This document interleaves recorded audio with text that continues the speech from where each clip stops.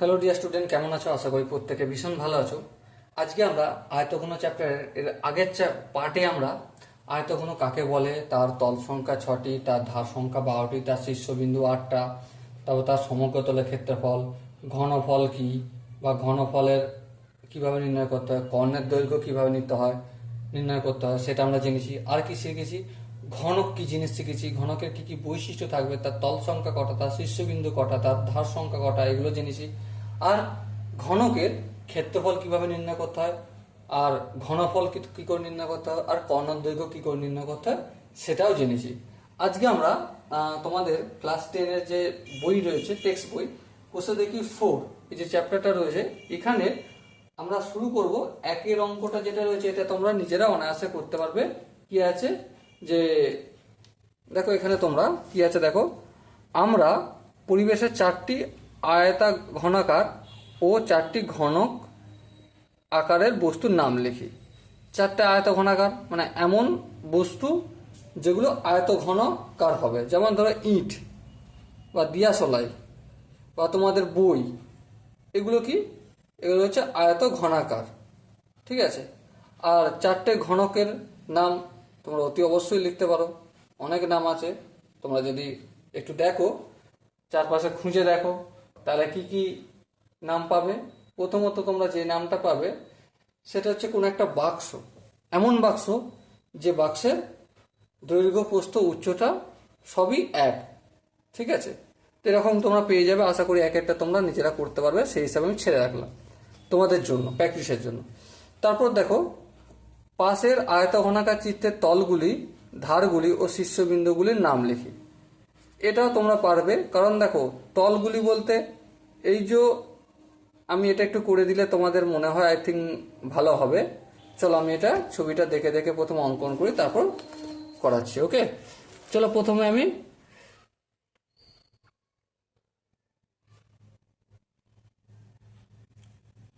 একটা আয়তঘনাকার চিত্র অঙ্কন করে নিই।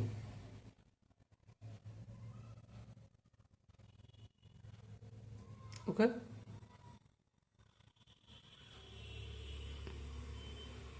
আচ্ছা, আমি আমার মতো র্যান্ডমলি দিয়ে দিচ্ছি, বইয়ের মতো না হলেও হবে, অসুবিধা নেই। ঠিক আছে। আমি সাপোজ এই বিন্দুটাকে এ নাম দিচ্ছি, এই বিন্দুটাকে বি নাম দিচ্ছি। ওকে, এই বিন্দুটাকে সি নাম দিচ্ছি, আর এই বিন্দুটাকে ডি নাম দিলাম। এ বি সি ডি হলো। এবার দেখো, এই যে বিন্দুটা, এই বিন্দুটার নাম দিচ্ছি ই, আর এই বিন্দুটার নাম দিচ্ছি এফ, ই এফ। এই বিন্দুটার নাম দিচ্ছি জি, আর এই বিন্দুটার নাম দিচ্ছি এইচ।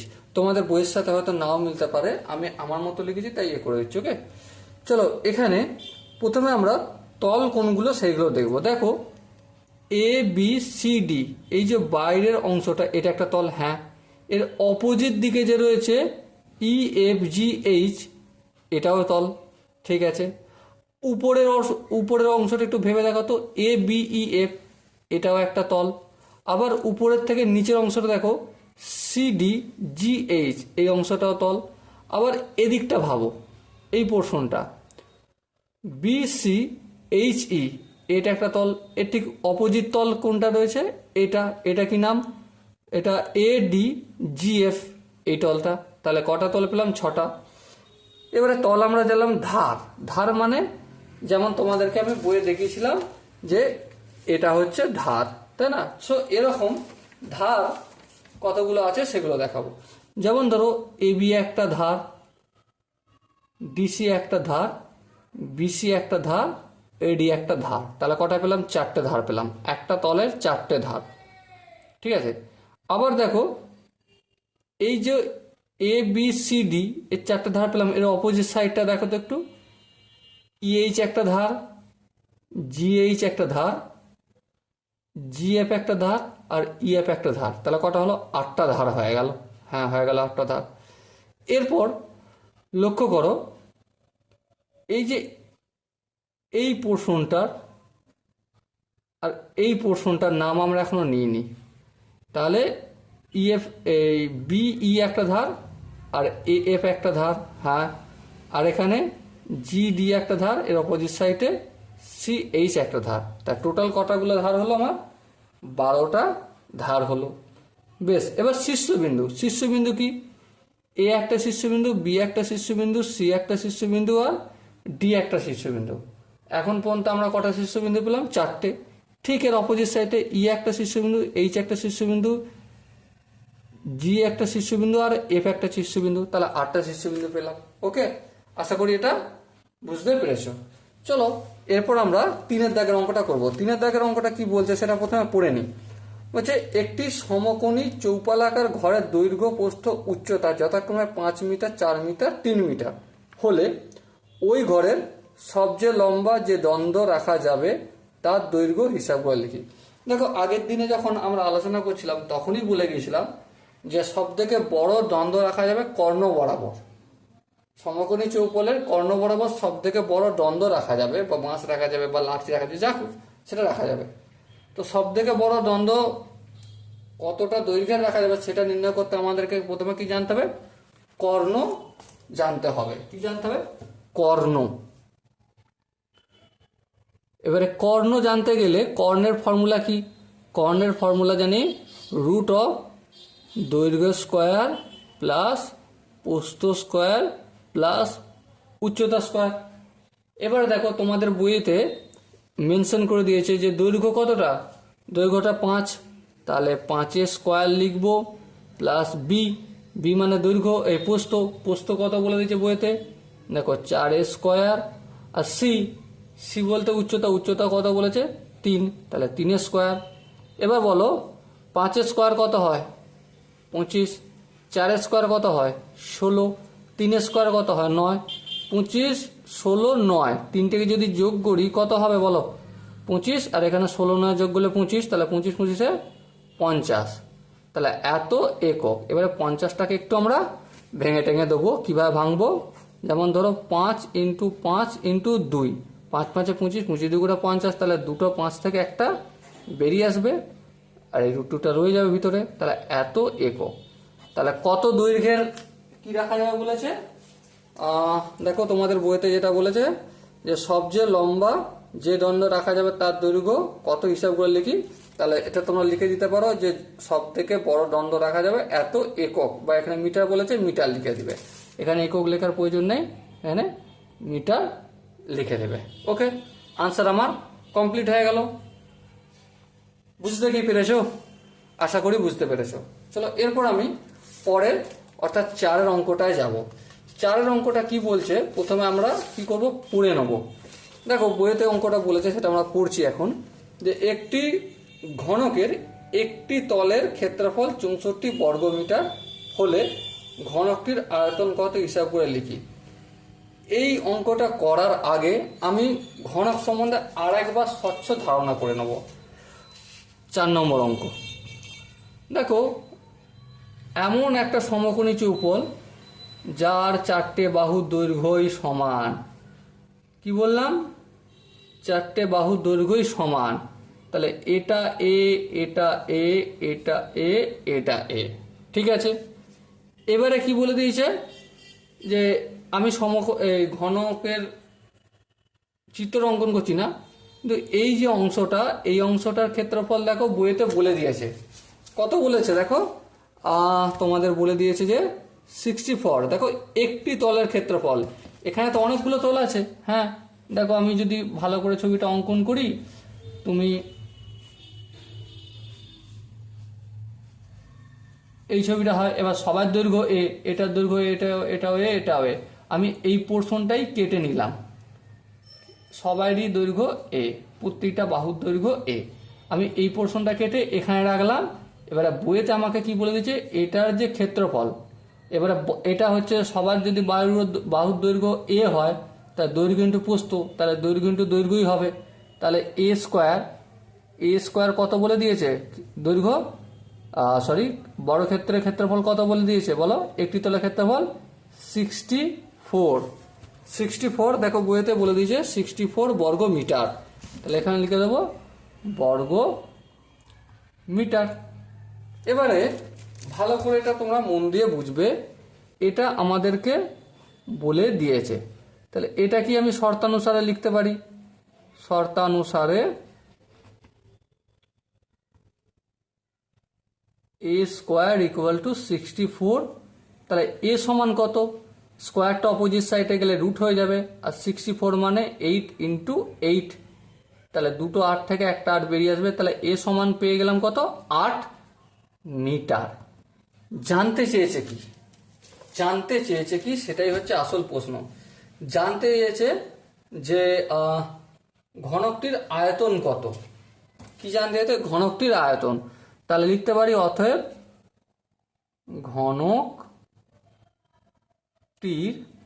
আয়তন সমান কত? সূত্র অনুযায়ী কি জানি?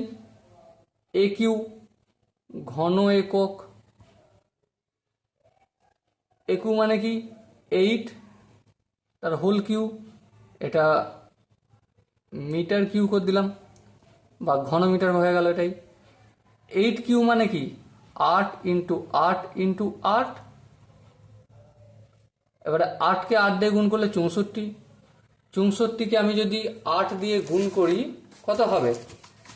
করে দেখো হিসাবটা, আমি করে রেখেছি তাই বলছি। 512 মিটার কিউ বা ঘন মিটার। ওকে, তাহলে অ্যাকচুয়াল যে উত্তরটা চেয়েছিল, কত উত্তর চেয়েছিল যে ঘনকটির আয়তন কত, সেটা আমরা কি পেয়ে গেলাম? 512 ঘন মিটার। ওকে, সো ডিয়ার স্টুডেন্ট, আশা করি প্রত্যেকে 3 আর 4 অঙ্কটা বুঝতে। হ্যালো ডিয়ার স্টুডেন্ট, কেমন আছো? আশা করি প্রত্যেকে ভীষণ ভালো আছো। আগে আমরা এই আয়তঘন চ্যাপ্টারের এর আগে দুটো পার্ট আমরা পেয়েছি। একটা পার্টে কি শিখেছি আমরা? আয়তঘন এবং ঘনকের সম্বন্ধে জেনেছি, ফর্মুলা জেনেছি। তারপরের পার্টে আমরা কোষে দেখি 4-এর 3-4 এই দুটো অঙ্ক করেছি। আজকে আমরা 5 এবং 6-এর দাগের অঙ্কগুলো করব। তো চলো সময় নষ্ট না করে 5-এর দাগের অঙ্কটা করে নিই।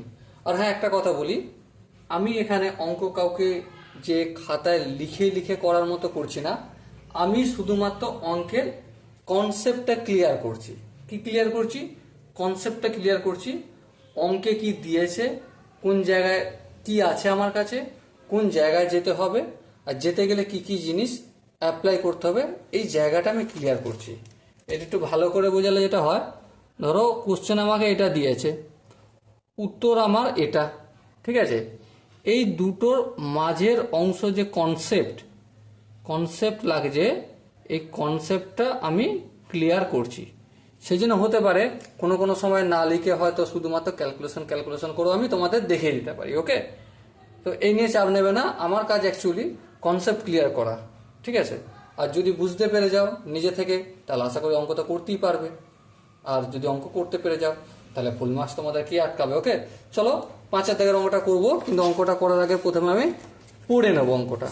কি বলেছে দেখো, অঙ্কটা বলেছে যে আমাদের বকুলতলা গ্রামে 2 মিটার চওড়া এবং 8 ডেসিমিটার গভীর একটি খাল কাটা হয়েছে, ঠিক আছে? যদি মোট 240 ঘনমিটার মাটি কাটা হয় তবে খালটি কত মিটার লম্বা? তো চলো আমি অঙ্কটা কি রয়েছে সেই অনুযায়ী করার চেষ্টা করছি। ওকে, লম্বা কতটা? লম্বা বা দৈর্ঘ্য, যেটাকে আমি এ দ্বারা ডিনোট করছি, এটা আমার জানা নেই, ঠিক? আচ্ছা, কি জানা আছে? চওড়াটা জানা রয়েছে, চওড়া বা প্রস্থ বি দ্বারা ডিনোট করি। কতটা জানি আমি? বলো কতটা? বইতে বলে দিয়েছে 2 মিটার। তাহলে 2 মিটার।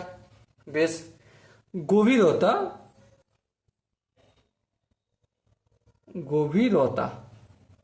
গভীরতা কি? যেটাকে আমি সি দ্বারা ডিনোট করছিলাম। গভীরতা কতটা বলে দিয়েছে দেখো, 8 ডেসিমিটার। 8 ডেসিমিটার এটা বলে দিয়েছে। এবার তোমরা লক্ষ্য করো, এই 8 ডেসিমিটারটাকে একটু ক্যালকুলেশন করে নেবো। ডেসিমিটার থেকে মিটারে আসবো, তাহলে কি করতে হবে? ভাগ দিয়ে। কত দিয়ে ভাগ করতে হবে? মিটারের পর ডেসিমিটার 1 ঘর, তাহলে 1-এর গায়ে একটা শূন্য দিয়ে ভাগ করব। ভাগ করলে আমি মিটারে চলে আসবো। ওকে, আর একটা জিনিস দেখো, কতটা মাটি খনন করা হয়েছে? কতটা মাটি খনন করা হয়েছে? 240 ঘনমিটার। তাহলে মাটি খনন করা হয়েছে, মাটি খনন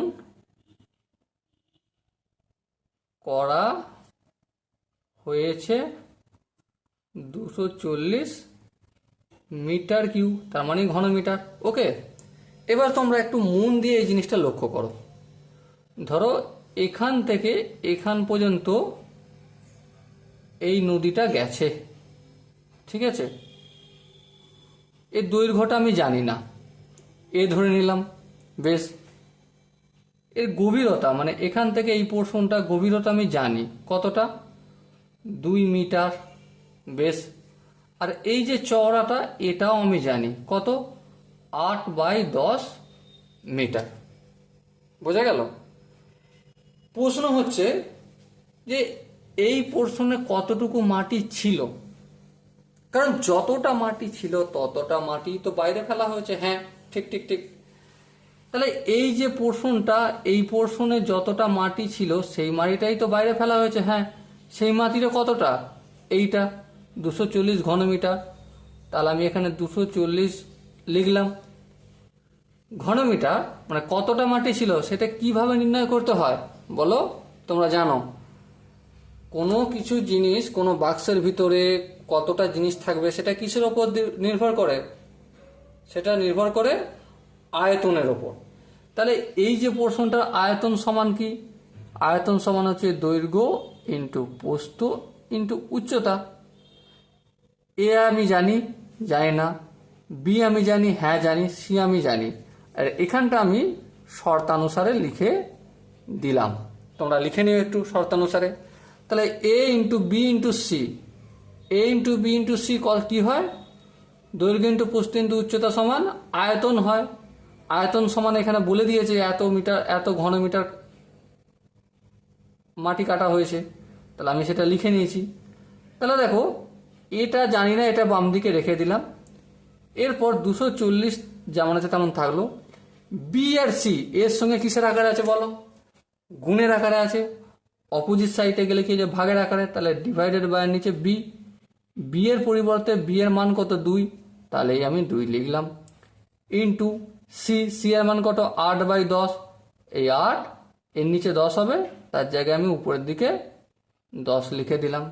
ঠিক আছে, এবারে যদি আমি ক্যান্সেল আউট করি, ভেবে দেখো, এই 2টা কাটবে, এই 240-এর সঙ্গে কত হবে?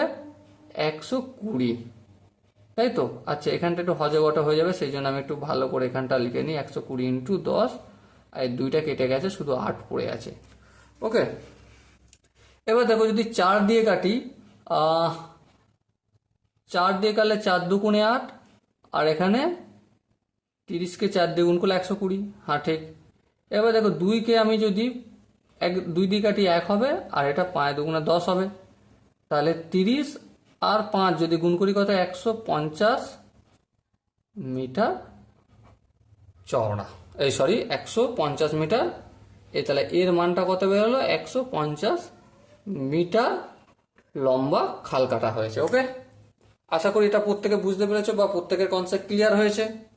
দেখো, অ্যাকচুয়াল যে জিনিসটা এখানে, যেটা মূল বোঝার বিষয়বস্তু, সেটা হচ্ছে যে এই যে অংশটায় খাল কাটা হলো, এই জায়গায় কতটা মাটি ছিল, এই মাটিটাকেই তো আমি এখানে ভর্তি করে রাখলাম।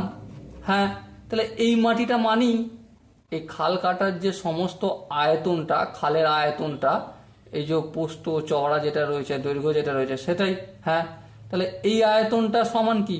দৈর্ঘ্য ইন্টু প্রস্থ ইন্টু উচ্চতা সমান আয়তন আমার বলে দিয়েছে, ব্যাস লিখে দিয়েছি। তারপর আমি সিম্পল ক্যালকুলেশন করে গেছি, আনসার আমার 150 হয়েছে। ওকে, চলো, এটা গেল 5-এর অঙ্ক। এরপর আমি 6-এর দাগের অঙ্কটা করব। 6-এর দাগের অঙ্কটা কি বলেছে প্রথমে পড়ে নি। একটি ঘনকের কর্ণের দৈর্ঘ্য 4√3 সেন্টিমিটার হলে ঘনকটির সমগ্র তলের ক্ষেত্রফল কত হিসাব করে লিখি। তাহলে দেখো, ঘনক বলতে কি বুঝি আমরা আরেকবার একটু মনে করে নেব। ঘনক বলতে এমন একটা সমকোণী চৌপল যার প্রতিটা বাহুর দৈর্ঘ্য সমান, তাই তো নাকি? প্রতিটা বাহুর দৈর্ঘ্য সমান, তাহলে প্রতিটা বাহুর দৈর্ঘ্য যদি সমান হয় তাহলে এটার নামে এটার নামে এটার নামে এটার নামে এটার নামে সবের নামে এখানে এই হবে, শুধু বি এর নাম আর হবে না, কারণ এখানে দৈর্ঘ্য আলাদা নয়। ওকে, সমকোণী চৌপলের কর্ণ সমান কি জানি?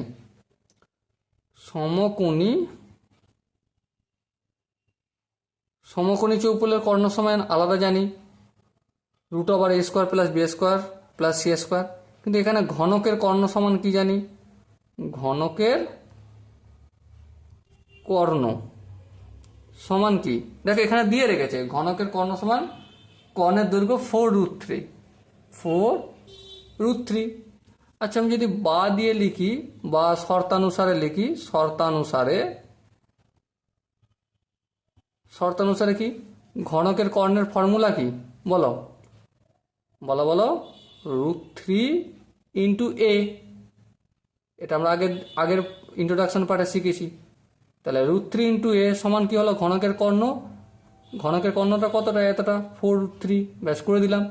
এবার দেখো এর সঙ্গে √3টা গুণের আকারে আছে, সেম অপোজিট দিকে গেলে ভাগ হয়ে যাবে, ব্যাস ভাগ করে দিলাম, ক্যান্সেল আউট হয়ে গেল। এ সমান কত হয়ে গেল? 4। তাহলে এর মান আমি কত পেলাম? 4। ইউনিটটা কি হবে? ইউনিটটা হচ্ছে সেমি। ওকে, এবারে কি জানতে চাই? ঘনকটির সমগ্র তলের ক্ষেত্রফল। সমগ্র তলের ক্ষেত্রফল সমান কি জানি আমি? ঘনকের সমগ্র তলের ক্ষেত্রফল, ঘনকের সমগ্র তলের ক্ষেত্রফল কি জানি বলো? c6a²। কি জানি? 6a²। এখানে 6টা লিখলাম ফর্মুলার, হ্যাঁ লিখলাম। এ মানে কত? এখানে 4 বের হয়েছে, চলো 4 স্কোয়ার লিখে দিলাম। 6 × 4² মানে কি? 4 × 4, 4 × 16। এবারে 6কে যদি 16 দিয়ে গুণ করি কত হবে? একটু ক্যালকুলেশন করে নেবে, 96। আর ইউনিটটা কি হবে? বর্গ সেমি। ওকে, তাহলে ঘনকের সমগ্র তলের ক্ষেত্রফল সমান 96 বর্গ সেমি। সো ডিয়ার স্টুডেন্ট, আশা করি আজকে যে আমি 5 আর 6 অঙ্কটা করালাম বা বোঝালাম বা কনসেপ্ট ক্লিয়ার করলাম, আশা করি প্রত্যেকের কনসেপ্ট ক্লিয়ার হয়েছে। যদি কোনো জায়গায় ডাউট থাকে তো ডেফিনেটলি তোমরা কমেন্টে গিয়ে জানাও। দেখা হচ্ছে পরের সেশনে, ততক্ষণ পর্যন্ত জয় হিন্দ। হ্যালো ডিয়ার স্টুডেন্ট, কেমন আছো? আশা করি প্রত্যেকে ভীষণ ভালো আছো। আজকে কোষে দেখি 4-এর 7-এর দাগের অঙ্কটা করব। ওকে, 7-এর দাগের অঙ্কটা করার আগে প্রথমে একটু পড়ে নেবো, পড়ে নিয়ে কি বলতে চাইছি সেটা বুঝে নেবো। বুঝে নেওয়ার পর আমরা আগে বাড়বো। ওকে, তো চলো সময় নষ্ট না করে 7-এর দাগের অঙ্কটা পড়ি। বলছে যে একটি ঘনকের ধারগুলির দৈর্ঘ্যের সমষ্টি 60 সেন্টিমিটার। বেশ, ঘনকটির ঘনফল হিসাব করে লিখি। দেখো, এই জিনিসটা বুঝতে গেলে প্রথমে আমাকে জানতে হবে ঘনক কি। ঘনক এমন একটা ঘনবস্তু যার প্রতিটা বাহুর দৈর্ঘ্য সমান। প্রথমে আমাকে এটা বুঝতে হবে। তার মানে একটা বাহুর দৈর্ঘ্য জানতে পারলে সব বাহুর দৈর্ঘ্য জানা হয়ে যাবে। এখানে বলছে না, সব বাহুর দৈর্ঘ্যগুলো দেয়া রয়েছে, ধারগুলো দেয়া রয়েছে। কত সেটা? 60 সেন্টিমিটার। তো চলো ছবিটাকে ধার কি জিনিস সেটা তোমাদের একটু ডিসকাস করি, তারপর অঙ্কে যাবো। কোনো অসুবিধা কি আছে? ঠিক আছে, চলো। ধরো এই হচ্ছে আমার, ধরে নিচ্ছি প্রতিটা বাহুর দৈর্ঘ্য সমান। ঠিক আছে,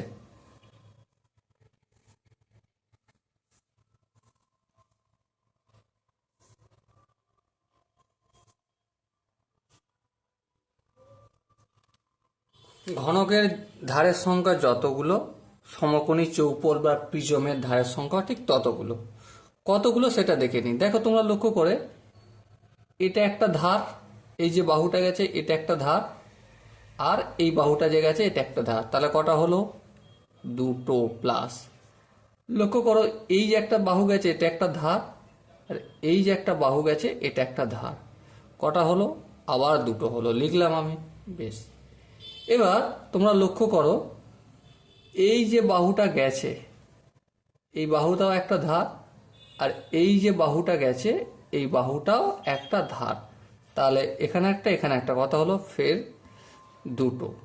এবার তোমরা লক্ষ্য করো, এই যে বাহুটা গেছে এই বাহুটাও যা, আর এই বাহুটা, এই দুটো বাহুই ধার দুটো, হ্যাঁ দুটো ধার, তাহলে ফের আমি 2 লিখব।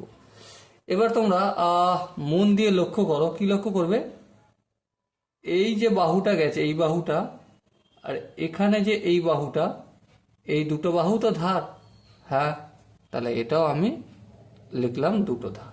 ঠিক আছে, এরপর যেটা লক্ষ্য করতে হবে যে এই যে বাহুটা, এই বাহুটা আর এই বাহুটা, এই দুটো ধার, হ্যাঁ এই দুটো ধার, তাহলে কটা হলো, ব্যাস আশা করি সব হয়ে গেছে। দেখো কটাগুলো হয়েছে, দেখো 2 2 4 2 6 2 8 2 10 2 12, তাহলে ধার হচ্ছে 12টা। আরেকবার বলে দিই, এই দুটো বাহু, এই দুটো বাহু দুটো, আবার এই দুটো বাহু, এই দুটো বাহু, এই দুটো। আচ্ছা এবার দেখো এই দুটো বাহু আর এই দুটো বাহু, এটা হলো, আচ্ছা আরে গোলমাল করে ফেলেছি, চলো আর একবার ছবি এঁকে দেখাই।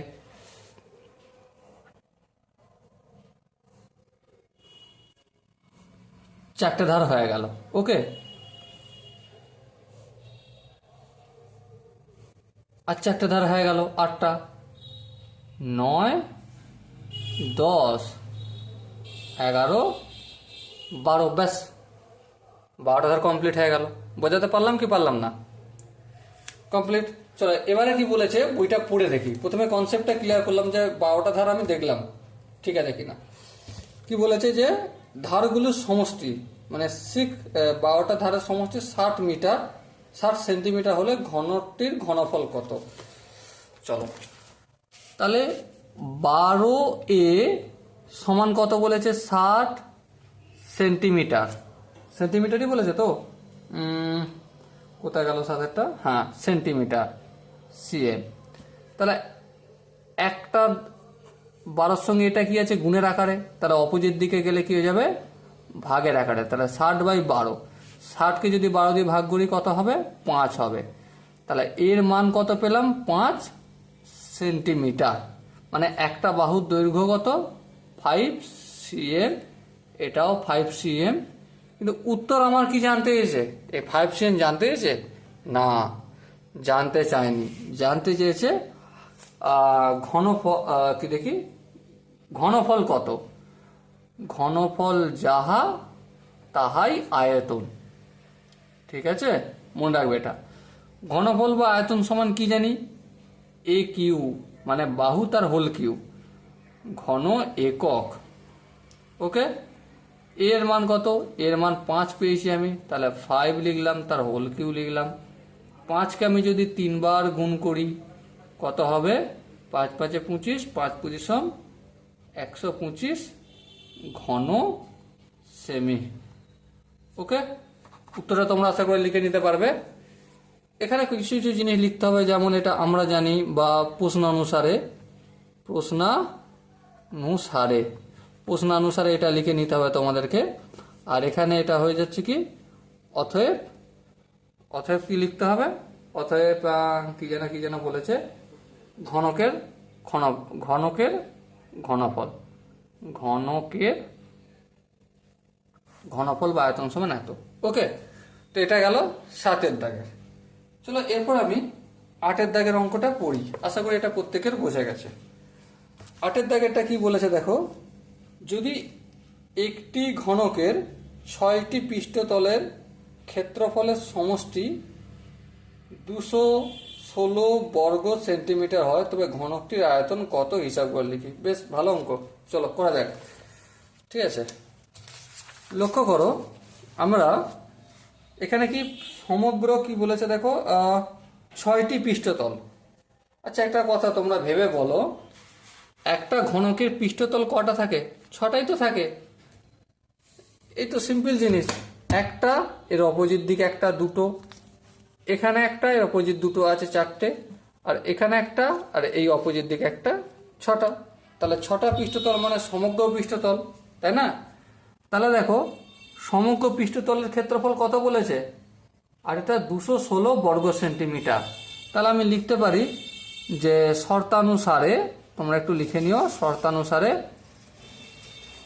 সমগ্র পৃষ্ঠতলের ক্ষেত্রফলের সূত্র কি বলো, সমগ্র পৃষ্ঠতলের ক্ষেত্রফলের সূত্র কি, 6a²। ঘনফলের না, ঘনফলের সমগ্র পৃষ্ঠতলের ক্ষেত্রফল হচ্ছে 6a²। এবারে কত বলে দিয়েছে আনসার, আনসার আমাকে বলে দিয়েছে কত, 216। এবার দেখো তুমি a² রাখলে 6টাকে সমান অপোজিট দিকে পাঠালে ভাগ হয়ে যাবে। এবারে 216কে যদি 6 দিয়ে ভাগ করি কত হবে আমার, 3 6 18, 19 20 21, 6 6 36। তাহলে a² সমান যদি 36 হয় তাহলে a সমান কত হলো 6। এটা কি একটা বাহুর দৈর্ঘ্য পেয়ে গেছি। এবার আমাকে কি বের করতে বলেছে, এটা উত্তর নয়, বের করতে বলেছে ঘনফল। এবারে ঘনফলের আয়তন, ঘনকটির আয়তন কত, আয়তন সমান কি, এই একটু আগে করালাম, বলতে পারো আয়তন সমান এ কিউ মানে কি 6 তার হোল কিউ। আচ্ছা এখানে ঘন একক হবে। এবারে 6 তার হোল কিউ মানে কি 6 গুণিতক 6 গুণিতক 6 ঘন সেমি। 6 6 36, 36কে যদি 6 দিয়ে গুণ করি কত হবে 216 ঘন সেমি। উত্তরটা তোমরা লিখে নেবে। আশা করি তোমাদের কনসেপ্ট ক্লিয়ার হয়েছে বা বুঝতে কোনো অসুবিধা নেই। যদি কোনো জায়গায় ডাউট থাকে বা উত্তর কিভাবে লিখতে হয় না লিখতে হয় জানতে গেলে অতি অবশ্যই তোমরা কমেন্টে জানিও। ওকে, চলো দেখা হচ্ছে নেক্সট সেশনে। হ্যালো ডিয়ার স্টুডেন্ট, কেমন আছো? আশা করি প্রত্যেকে ভীষণ ভালো আছো। আজকে আমরা এই যে আয়তঘন চ্যাপ্টারটা পড়াশোনা করছি বা অঙ্ক প্র্যাকটিস করছি, কোষে দেখো 4-এর 9 দাগের অঙ্কটা করব। 9 দাগের অঙ্কটা কি বলছে প্রথমে সেটা ভালো করে বুঝবো, বোঝার পর করব, ঠিক আছে? একটি সমকোণী চৌপলের আয়তন 432 ঘন সেন্টিমিটার। একটা সমকোণী চৌপল যার দৈর্ঘ্য আলাদা, প্রস্থ আলাদা এবং উচ্চতা আলাদা, ঠিক আছে? তার আয়তন কত, 432 ঘন সেন্টিমিটার। বেশ বোঝা গেল। তাকে সমান আয়তন বিশিষ্ট দুটি ঘনকে পরিণত করা হলো। কটা ঘনকে পরিণত করা হচ্ছে? দুটো ঘনকে। আর আমরা কি জানি, ঘনকের প্রতিটা বাহুর দৈর্ঘ্য সমান, এটা আমরা জানি, এটা মাথায় রাখতে হবে। তাহলে প্রতিটা ঘনকের প্রত্যেক ধারের দৈর্ঘ্য কত হিসাব করে লিখি। চলো বইয়ে যেটা বলেছে সেই অনুযায়ী প্রথমে একটা ছবি অঙ্কন করি, ঠিক আছে? 9 দাগের সাপোজ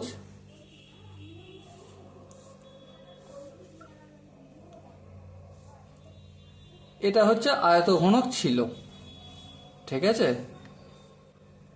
এটা আমাদের আয়তঘনক।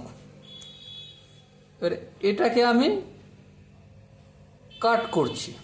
কি করছি? কাট করছি। কাট করে এইদিকে একটা আয়তঘনক তৈরি করছি, এইদিকে একটা আয়তঘনক তৈরি করছি, ঠিক আছে? এবার দেখো এদিকের যে আয়তঘনক আমি সেটা মনে করছি এটা,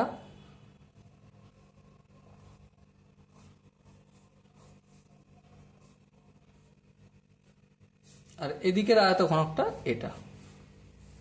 একটা জিনিস মাথায় রাখতে হবে, এখানে দুটো আয়তঘনকের প্রতিটা বাহুর দৈর্ঘ্যই সমান, কারণ অঙ্কেতেই বলে দিয়েছে সমান ভাগে ভাগ করছি, ঠিক আছে?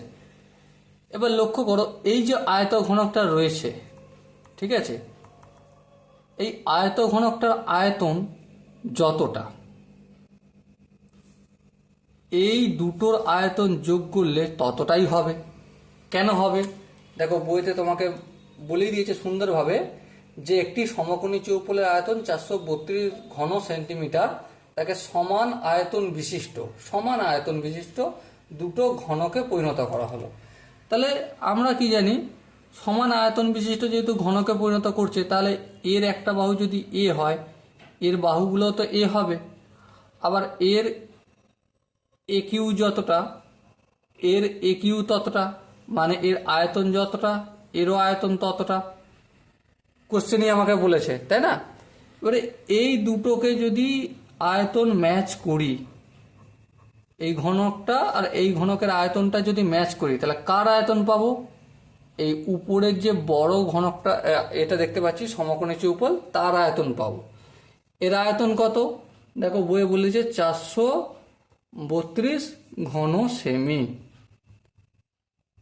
432 ঘন সেমি। তাহলে এইটাকে যোগ করি, তাহলে A Q plus A Q equal to 432। এটা আমি লিখবো, বা এখানে লিখে দেবো কি প্রশ্ন অনুসারে একটু লিখে দিলাম। আর এই যে ছবিটা আঁকলাম তোমাদের বোঝানোর জন্য। ওকে, এবার দেখো এই এ কিউ আর এ কিউ যোগ করলে 2AQ ইকুয়াল টু 432। আচ্ছা, এ কিউর সঙ্গে দুইটা কিসের আকারে আছে? গুণের আকারে। তাই এটাকে কি করব? এটাকে আমি হটিয়ে দেবো। হঠাৎ হয়ে গেলে নিয়ম কি, এদিকে গুণের আকারে আছে, অপোজিট দিকে নিয়ে গেলে ভাগের আকারে। তাহলে 432/2। এবারে 432কে যদি 2 দিয়ে ভাগ করি কত হবে? 2 1 6। 216কে 2 দিয়ে গুণ করলে দেখো 432 হচ্ছে। ঠিক আছে, এবার দেখো 216 এর মানেটা কি? 216কে যদি আমি একটা ক্যালকুলেশন করি, উৎপাদক বিশ্লেষণ করি, তাহলে কি আসবে জানো?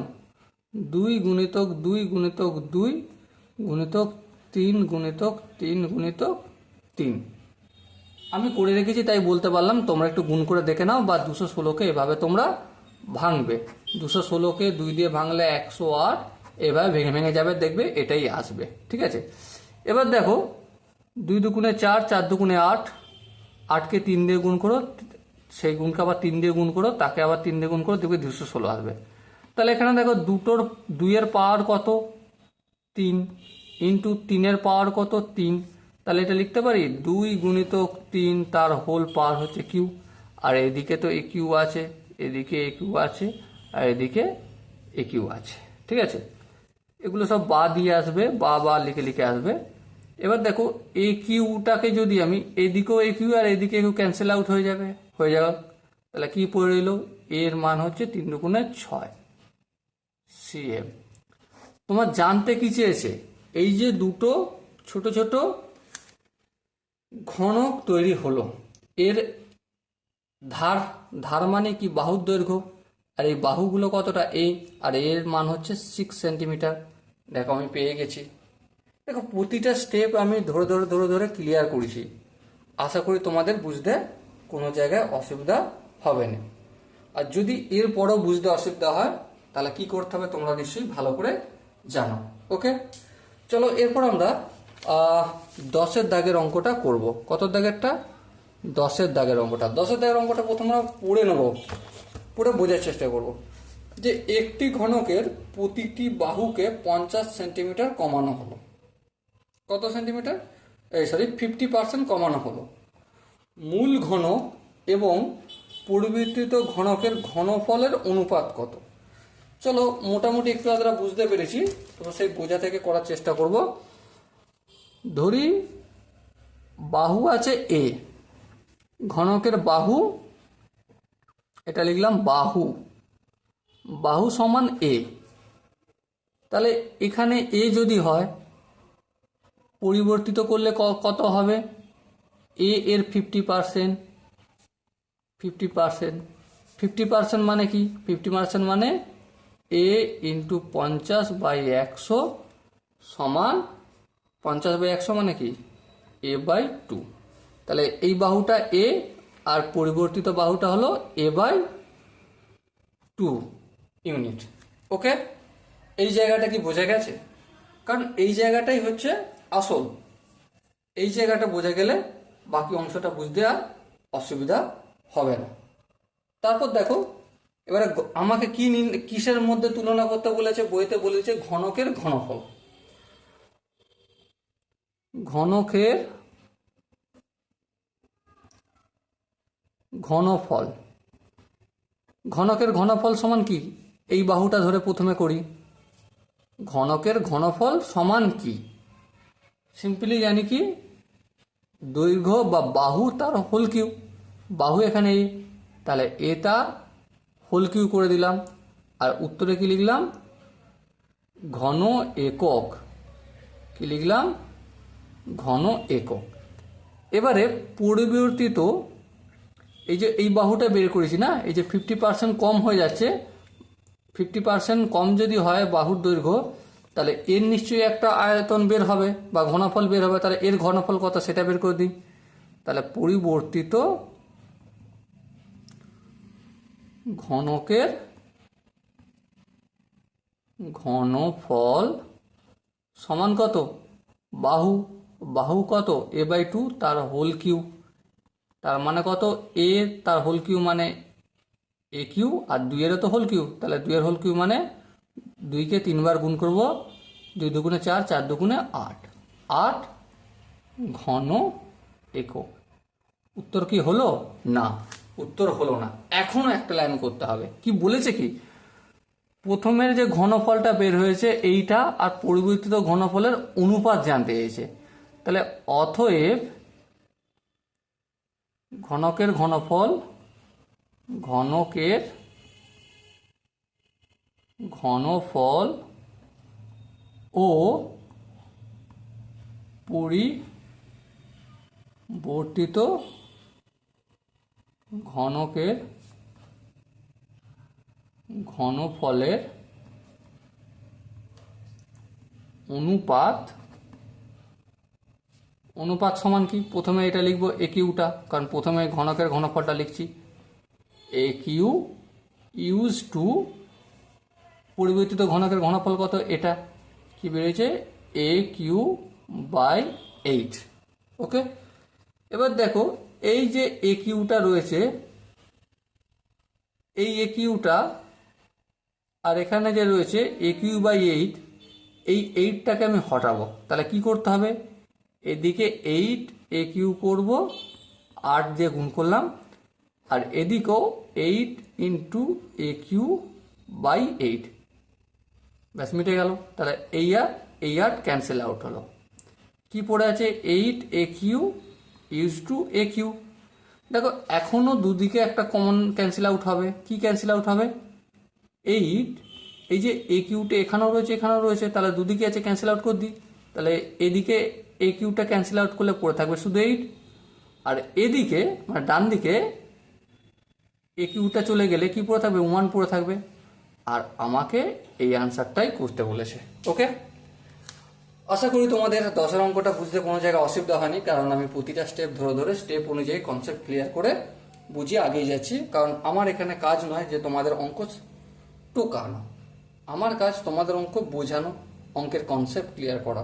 আশা করি তোমরা 9 এবং 10-এর অঙ্কর কনসেপ্ট দুটো ক্লিয়ার হয়েছে। চলো দেখা হচ্ছে নেক্সট সেশনে, ততক্ষণ পর্যন্ত জয় হিন্দ।